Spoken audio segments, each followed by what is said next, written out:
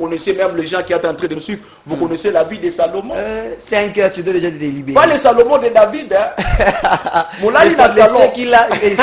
Ceux qui dorment au salon. Voilà. Molali na salon, pas Salomon de David. Molali na salon. Voilà, c'est ça. Ici au Congo, les appelle Salomon. On comprend déjà. Voilà. Donc pour un qui n'a c'est déjà un Salomon, c'est lui qui dort au salon. Donc vous voyez, j'étais comme ça. Et pendant ces temps-là, quand je dormais au salon, j'ai prié. Je vous dis, il y a une maladie qui était dans mon corps. Cette maladie a commencé depuis 2021. C'était une maladie de l'hernie, l'hernie inguinale.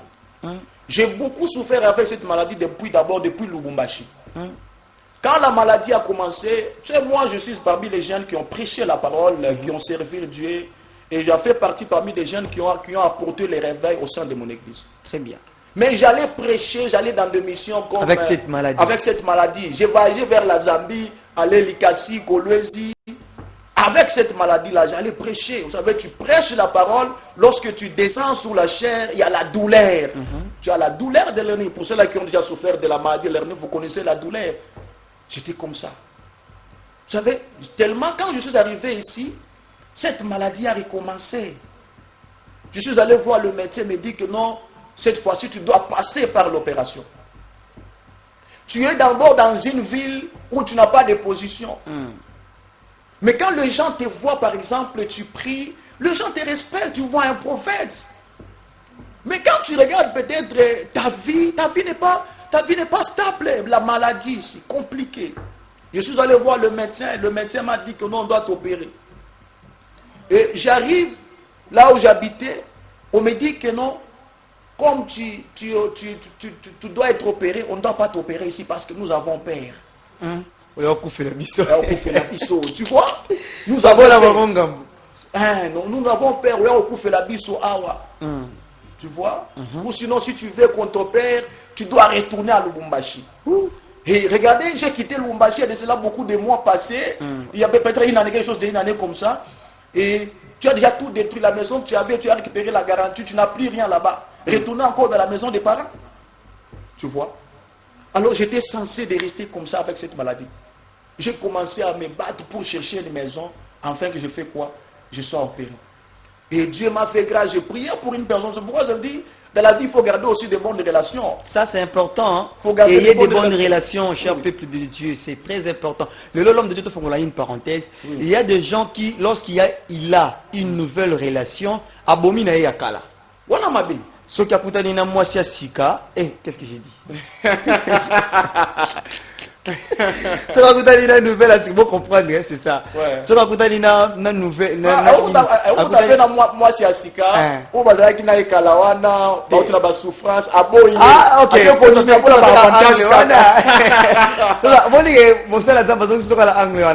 Tu avais peut-être un frère ou une sœur ou qui a une souffrance, vous évoluez très bien. Lorsqu'il y a tu changes. Tu as maintenant une nouvelle connaissance. Ah, il y a un ministère. C'est quoi ça, mes frères et sœurs? Il y a des gens comme ça. Revenons maintenant, l'homme de Dieu, à notre... Vous savez, il faut garder de bonnes relations, papa. C'est important. Il y a quelqu'un que j'ai prié avec lui en Europe, et précisément en Autriche. Il m'a envoyé l'argent de la garantie. J'ai cherché une maison. J'ai trouvé une maison. Vous savez, quand j'ai trouvé la maison, je suis arrivé, j'appelle le médecin. Il me dit, tu dois passer par l'opération parce que ça devient compliqué, c'est déjà grave. Vous savez, je n'avais que 2 semaines dans la maison. Toujours les mêmes hommes là qui m'avaient donné l'argent de la garantie. Il m'a envoyé l'argent pour que je paye à l'hôpital. Vous savez, ces jours-là, je me souviens voir dans la ville de Kinshasa, je n'avais pas de famille. Même pas quelqu'un pour t'assister dans l'hôpital. Je suis entré seul dans la salle d'op. La foi qui n'est pas éprouvée. La foi qui n'est pas éprouvée. Très bien. Je croyais en Dieu, j'étais avec Dieu. C'est pas dit que non, je m'étais dérouté, ou soit c'est pas dit que non, j'avais abandonné ma foi. Non, j'étais là avec Dieu, je priais, mais j'ai passé par des tempêtes. J'étais éprouvé par une maladie, éprouvé par l'instabilité. Je n'avais pas d'endroit où je devais reposer la tête. Et homme de Dieu, je vous le dis, papa Eli, je suis allé à l'hôpital. Ces jours-là, tu sais, je n'avais même pas beaucoup de prières à faire. J'entre comme ça, on me dit que non, on va t'opérer à 5 h du matin, on va intervenir. Je suis entré dans la salle d'op, j'ai fait le psaume 23. Même si je passe par la vallée de l'ombre de la mort, je ne crains aucun mal. mal. Je me dis, Seigneur, même si je vais passer par cette vallée de l'ombre de la mort, je ne crains aucun mal. Ingénieur, prenez-moi l'homme de Dieu nettoyé. Alors je reviens en Abino Sobolanda Bisso. Nous sommes avec l'homme de Dieu nettoyé en paix pour Toki. Nous sommes avec l'homme de Dieu, le prophète Tarsis Kabangou. Il est pasteur au sein de l'église pentecôtiste Mission Mondiale Jérusalem. Et là, nous parlons sur ces sujets. Kondima oyo et mekamite et kondima mapete. La foi qui n'est pas éprouvée ne sera pas approuvée. C'est ça. Alors, si vous avez des questions, des préoccupations, faites-les au travers du numéro affiché au bas de vos écrans. Il y a un numéro orange, message WhatsApp et un numéro Vodacom, texto, etc. L'homme de Dieu Malobalanga, mon ami. Oui, vous savez, quand j'ai fait cette prière de David, je dis, même si je passe par la vallée de l'ombre de la mort, je ne crains aucun mal. Je suis entré dans la salle d'op, on m'a opéré.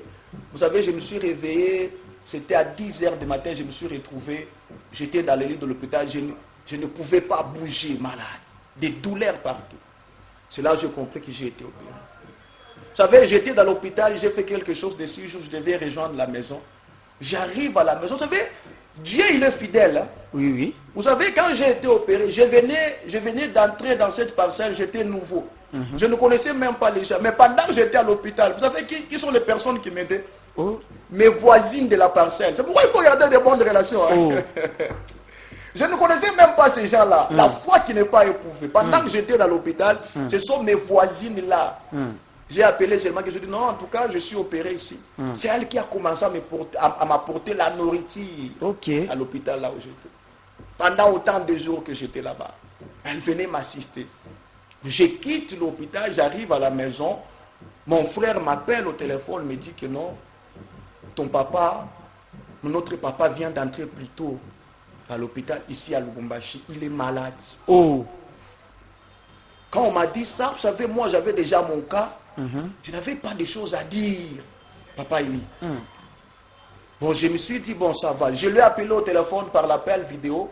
C'était peut-être la dernière fois que j'ai vu mon père. C'était par l'appel vidéo. Je lui ai vu, il m'a dit, non, je vais bien en tout cas et tout, ça va aller. Vous savez, 2 jours après, j'étais en train de dormir. À 3 h du matin, mon père m'appelle au téléphone, me dit, prie pour moi.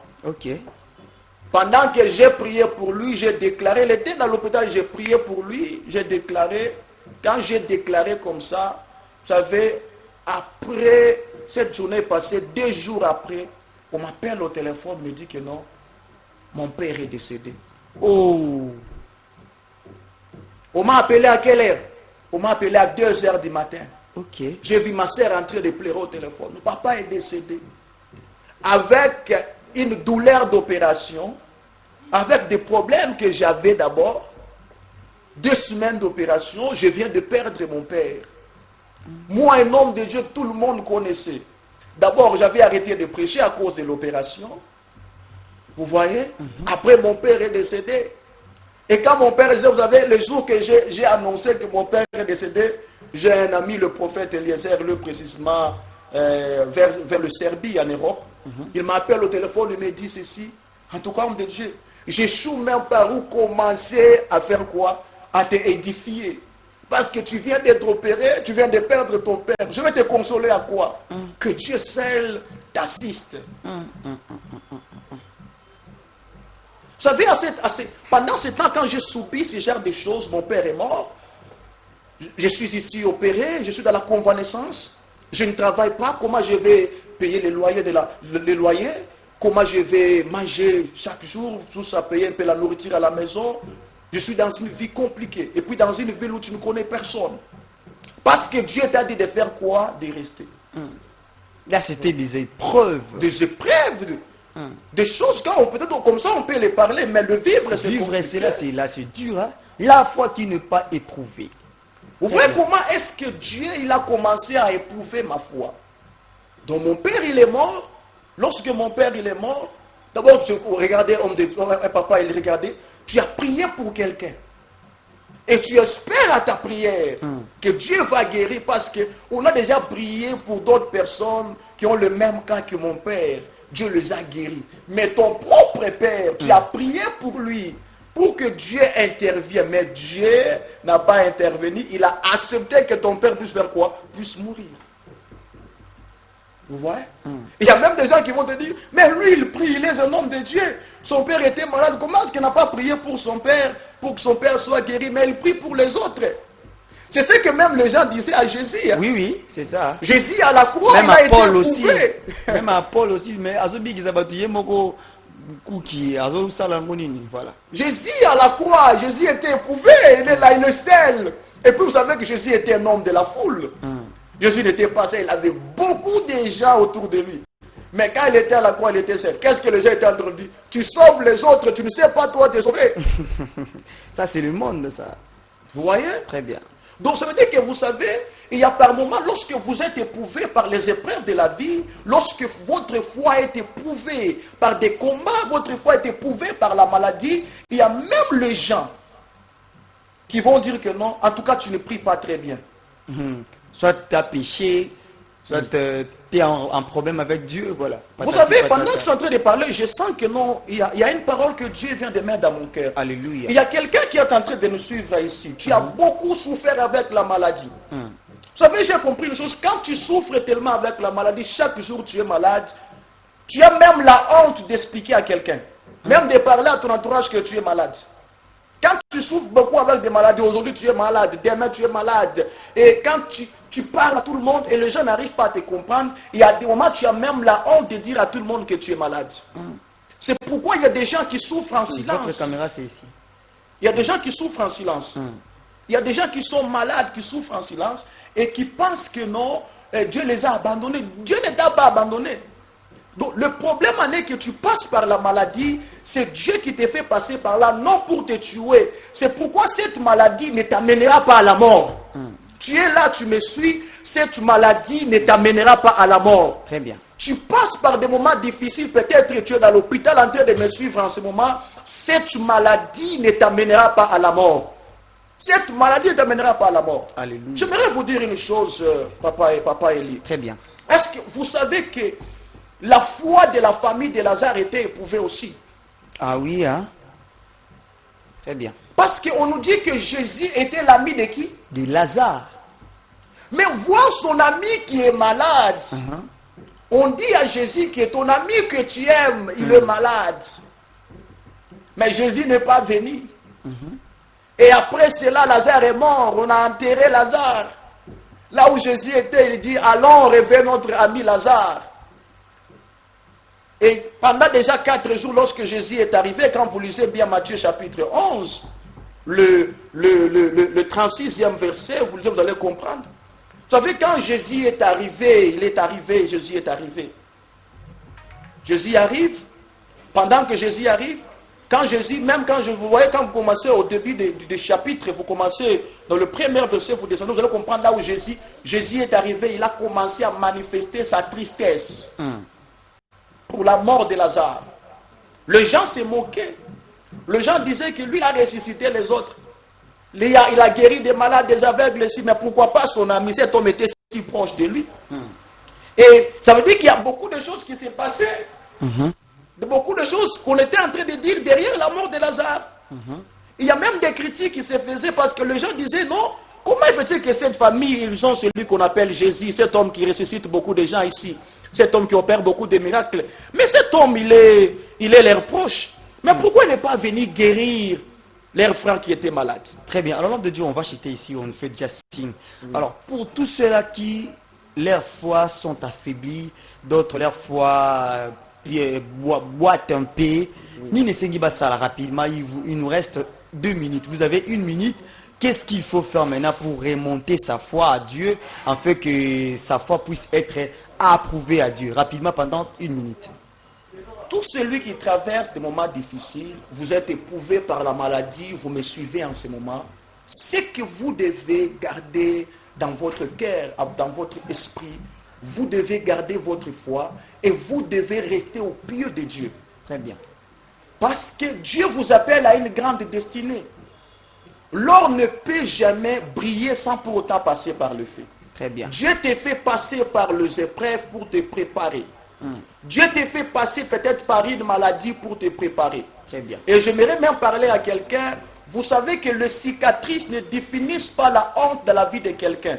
Mais cela montre combien la personne a survécu à de nombreuses batailles. Très bien. Donc ça veut dire que les épreuves que tu es en train de traverser aujourd'hui, après ces épreuves-là, il y aura un témoignage. C'est là où Dieu va t'approuver comme il a approuvé la foi d'Abraham. Très bien. Il a appelé Abraham père des nations. Très bien. Parce qu'Abraham a été éprouvé. Très bien. Par la stérilité de sa femme. Et Très Dieu bien. a approuvé sa foi et devient père de la nation. Et je sais que toi aussi qui me suives, ta foi sera approuvée. Dieu t'amènera très loin. Garde seulement la foi en Dieu. Très important, garde seulement la foi en Dieu. C'est ce qui est très important.